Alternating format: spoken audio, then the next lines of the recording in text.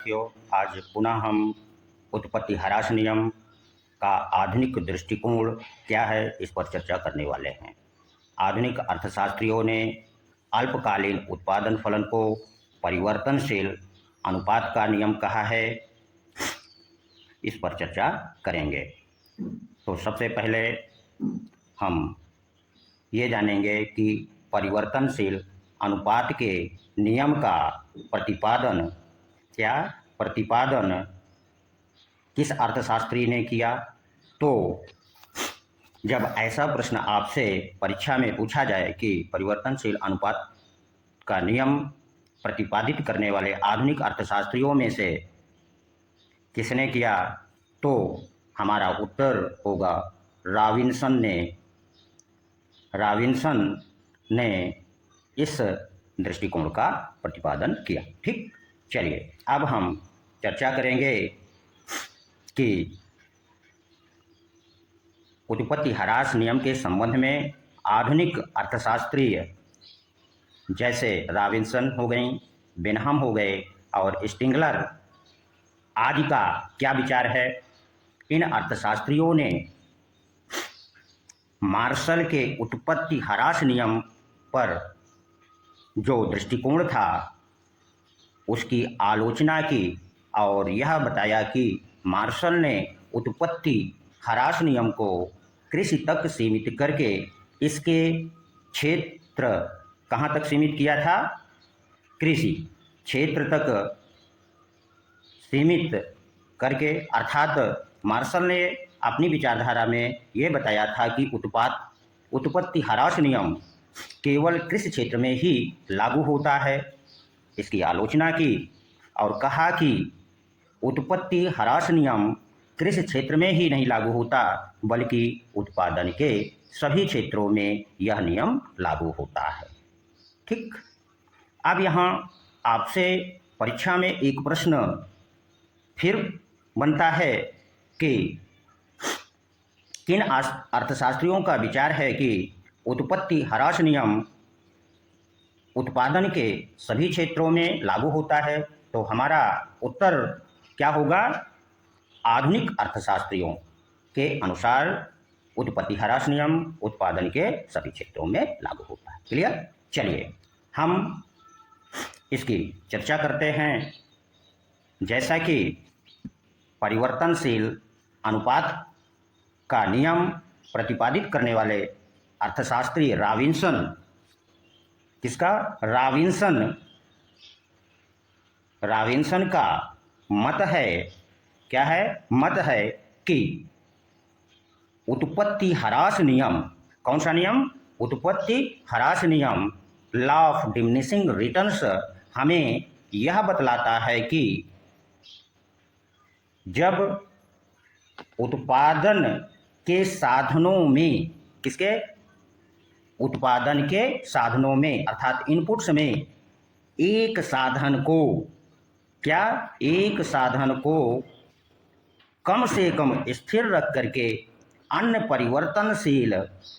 अन्य साधनों में जब उत्तरोत्तर परिवर्तन किया जाता है तो प्रत्येक अगली इकाई से उत्पादन में जो वृद्धि होती है वह क्रमशः घटती दर से होगी, अर्थात सीमांत उत्पादन घटना प्रारंभ हो जाता है।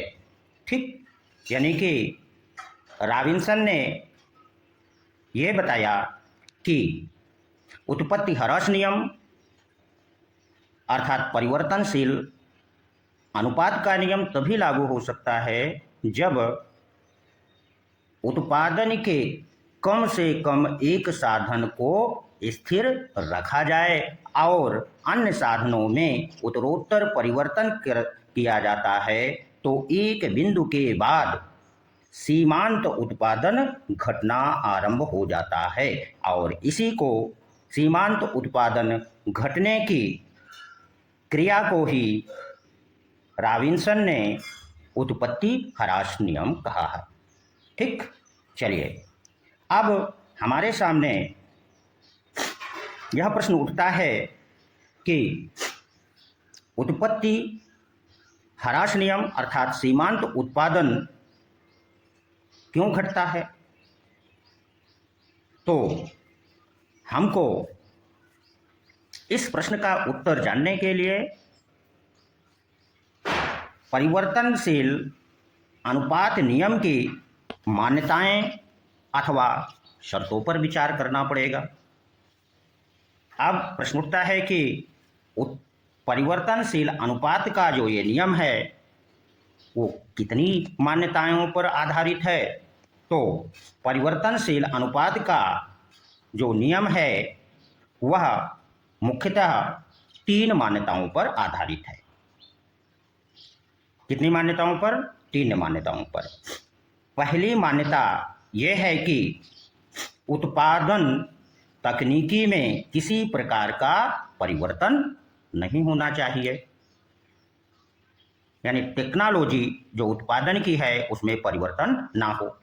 अब प्रश्न उठता है कि यदि परिवर्तन हो जाए अर्थात टेक्नोलॉजी उन्नति हो जाए तो क्या होगा।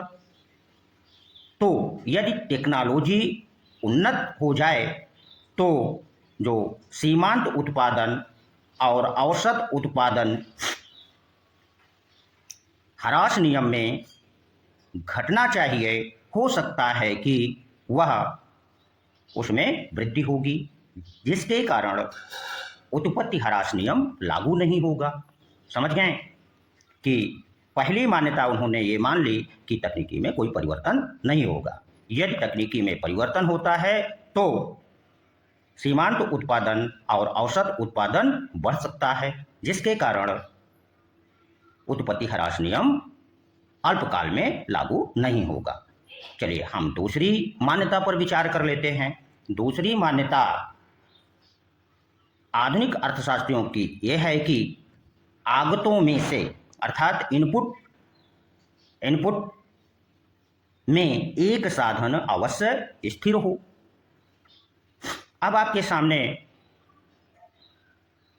यह प्रश्न उठता है कि यदि एक साधन स्थिर नहीं होगा अर्थात यदि सभी साधनों में परिवर्तन होगा तो भी उत्पत्ति ह्रास नियम लागू नहीं होगा। यह दूसरी मान्यता हो गई। अब हम तीसरी शर्त पर विचार कर लेते हैं कि तीसरी शर्त क्या है। तीसरी शर्त उत्पत्ति ह्रास नियम लागू होने की आधुनिक अर्थशास्त्रियों ने यह मानी है कि उत्पत्ति ह्रास नियम उन उत्पादनों के संबंध में ही लागू होगा जहां उत्पादन को प्राप्त करने के लिए निश्चित मात्रा में साधनों के संयोग की आवश्यकता होती है। ठीक समझ गए होंगे कि जो आधुनिक दृष्टिकोण है परिवर्तनशील अनुपात का नियम, उसमें आधुनिक अर्थशास्त्रियों ने ये मान लिया है कि उत्पत्ति ह्रास नियम लागू होने की 3 शर्तें हैं। ठीक, चलिए अब हम आगे विचार करेंगे कि उत्पत्ति ह्रास नियम लागू होने के क्या कारण हैं, किन कारणों से उत्पादन के सभी क्षेत्रों में उत्पत्ति ह्रास नियम लागू होता है। तो इस संबंध में रॉबिन्सन ने हमें बताया है कि साधनों की दुर्लभता अथवा पूर्ति के सीमित होने के कारण ही